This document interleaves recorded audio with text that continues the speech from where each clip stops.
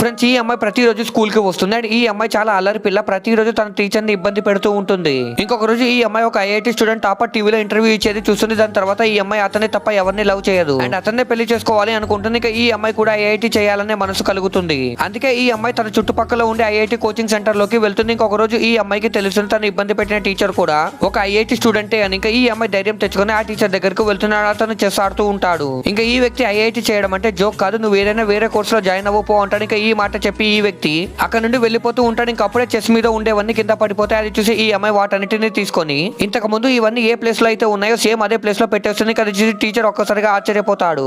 And teacher కి అప్పుడు తెలుస్తుంది తన ఐక్యూ లెవెల్ ఎంత హై ఉందో అని. ఇంకా అది చూసి ఈ టీచర్ ఆ అమ్మాయికి కోచింగ్ ఇవ్వడానికి ఒప్పుకుంటాడు.